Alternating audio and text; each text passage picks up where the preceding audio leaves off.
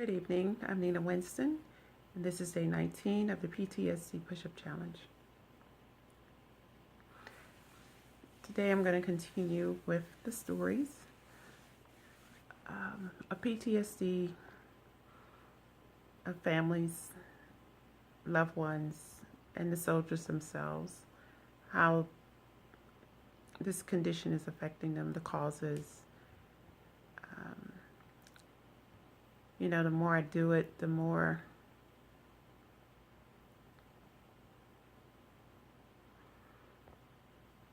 you really come to understand a few things. I debated whether to share this story or not because it's pretty heavy, and I know it's the time of the year where we're wanting to be happy, and some of us have our own stresses. So I do understand if this is not something that you can burden at the moment. But I share it because the burden for this person, this war veteran, was so heavy that he couldn't carry it. And I just want to take a minute to include this in the awareness, because that is why we're here. We're here for PTSD and the suicide awareness in our veterans. And so this letter is directly from a veteran who actually did commit suicide. And he left it because he wanted to be heard. And it's okay if you don't, but I am listening and, sharing prayers for those family members that were left behind, and for those who are still suffering. So I'm going to turn this on for now, and hopefully you can hear it. It's not very long. It's a little less than 2 minutes. 2 minutes. Okay, here we go.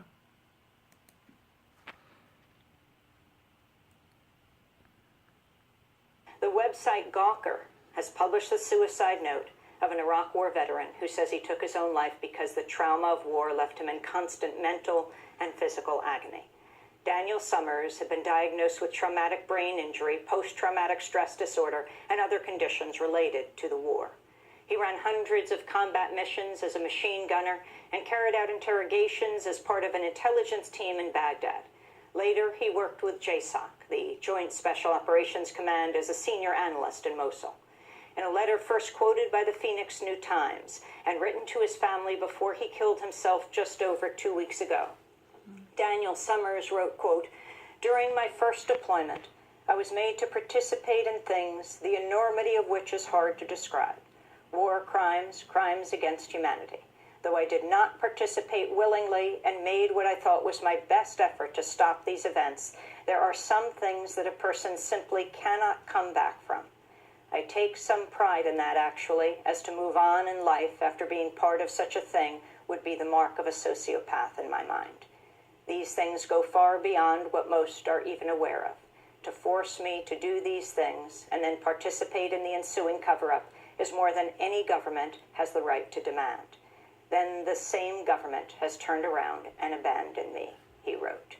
He went on to say, "Any blame rests with them."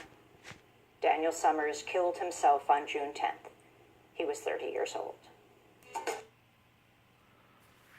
Okay, so this was posted June 25th, 2013. Some would say, this is anti-government. We don't want to share things against our government. And this is not against the government, and this is not anything about being anti-government. This is really my effort towards the awareness and the severity and the scope of what another human being has endured and who has suffered from, and who has left this world carrying. So this has nothing to do with any kind of political view or patriotism. This is about real life. It's about human life and our lives. So I'm hoping that it is taken as such. And I'm going to take a pause and go do my push-ups. Okay. 1, 2, 3, 4, 5, 6, 7, 8, 9, 10, 11, 12, 13, 14, 15, 16, 17, 18, 19, 20, 21, and 22.